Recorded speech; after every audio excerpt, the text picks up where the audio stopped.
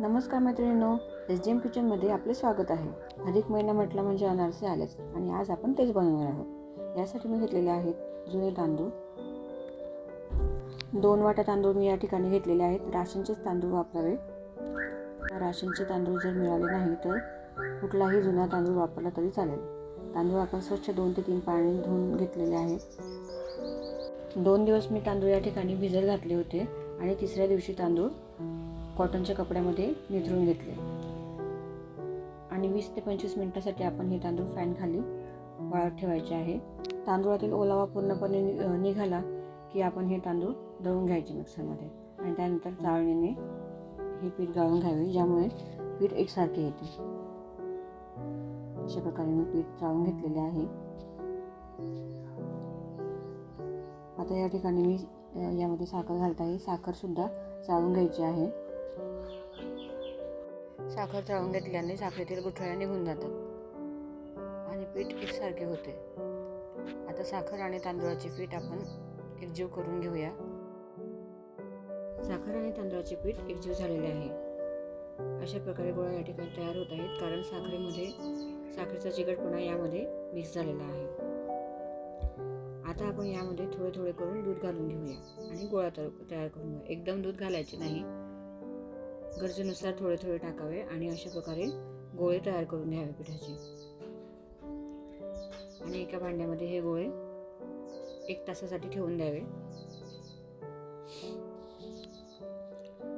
आणि 1 तासानंतर अशा प्रकारे आपण पीठ मळून घ्यावे. हे बघा किती छान अगदी पेढ्यासारखे पीठ तयार झालेले आहे. आता याचे छोटे छोटे गोळे तयार करून घ्यावे आणि खसखस लावून एका साईडने खसखस लावून गोल पारी लाटून घ्यावी. पारी जास्त जाड पण नको आणि जास्त बारीक पण नको लाटायला, जेणेकरून अनारशाला छान जाळी येईल. आपण लाटण्याने लाटू शकतो किंवा हाताने देखील आपण हे अनारसा तयार करू शकतो. अशा प्रकारे कॅरी बॅगमध्ये घातले की ते पोळपाटाला चिटकत नाही. कढईमध्ये तेल तापायला ठेवलेले आहे. तेल चांगले कडक तापू द्यावे आणि मगच अनारसे तळायला घ्यावे. तेल तापलेले नसल्यास अनारशाला जाळी येत नाही. बघा अशा प्रकारे आपले अनारसे छान फुलून येत आहे.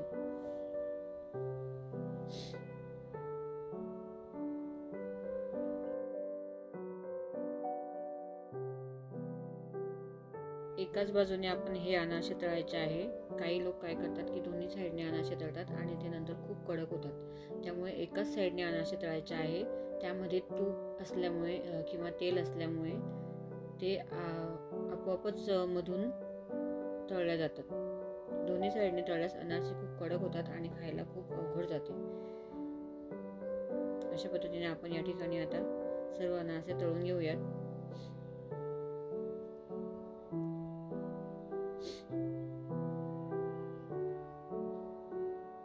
बघा किती छान आपले अनारसे फुलून आलेले आहेत आणि छान जाळी देखील आलेली आहे.